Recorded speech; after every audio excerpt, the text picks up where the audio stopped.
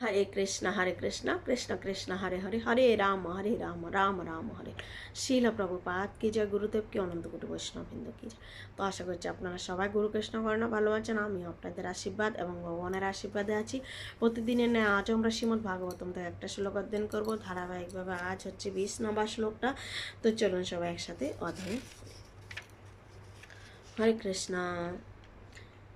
ঋক যজু সাম অথর্বাখ্যান বেদাচ্যুত উদিতঃ ইতিহাস পুরাণ চ পঞ্চম বেদ উচ্চতঃ।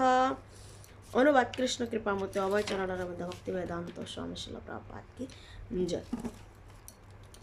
জ্ঞানের আদি উৎস বেদকে 4টি ভাগে বিভক্ত করা হয়েছে, কিন্তু ঐতিহাসিক তত্ত্ব এবং পুরাণে উল্লেখিত সত্য ঘটনা বর্ণনাগুলো হচ্ছে পঞ্চম বেদকে বলা হয়।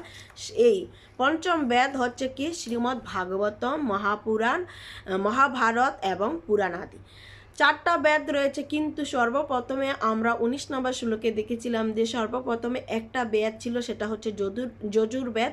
আর পরবর্তীতে সেই একটা বেদকে 4টা ভাগে বিভক্ত করা হয়েছে এবং পুরাণ আদি শাস্ত্রতে বর্ণনা করা রয়েছে যে পঞ্চম বেদ স্বরূপ হচ্ছে শ্রীমদ্ ভাগবতম। আর এই শ্রীমদ্ ভাগবতম এবং মহাভারতের অংশ বা শ্রীমদ্ ভাগবতম যদি আমরা খুব ভালোভাবে হৃদয়ঙ্গম করতে চাই, তাহলে আমাদেরকে অবশ্যই গুরু পরম্পরার ধারায় বৈষ্ণবদের কাছ থেকে আমাদের সেইটা ধারণ করতে হবে, তখনই আমরা সেটা ভালোভাবে হৃদয়ঙ্গম করতে পারবে। আমরা সাধারণ একটা এক্সাম্পল এখানে দিতে পারি। যদিও ভগবানের লীলার সাথে বা ভগবানের জন্মকর্ম চমে দিব্যম, যদিও ভগবানের লীলার সাথে জাগতিক কোনো দৃষ্টান্ত হয় না, তবুও আমরা বোঝার ক্ষেত্রে সেটা দিতে পারি।